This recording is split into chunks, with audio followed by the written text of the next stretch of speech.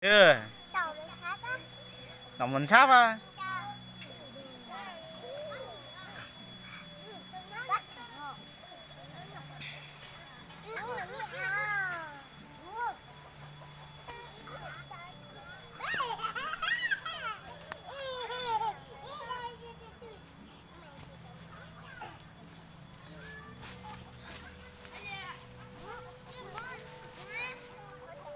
Thôi tiếng tao hả có.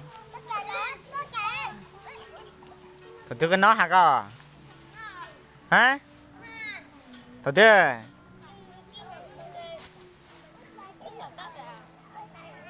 Thôi na. Nó sẽ thôi tiếng. Như nó ta quê cái nãy này nè. Do nè. Cái chữ lụt đâu? Hả? Lụt chữ gì? Hả? Cái chữ lụt này. Làm vào.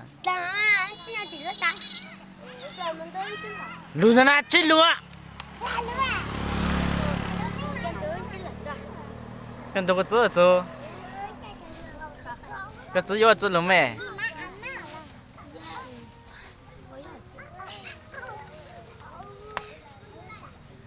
Cái nhỏ sữa nó gì tan ta đi ư trong này trong sư mua bọc chó hết quê mua ly cút chăng hết mua ly cút chăng hết quê cái nè đâu làm thứ nè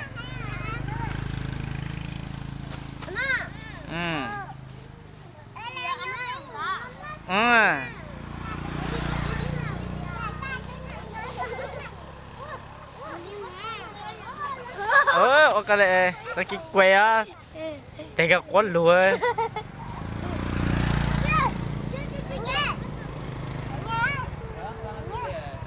super à quê quê luôn à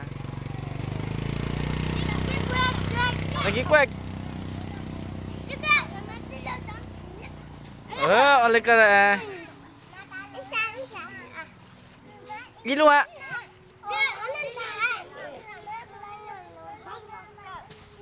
tôm một cái lọ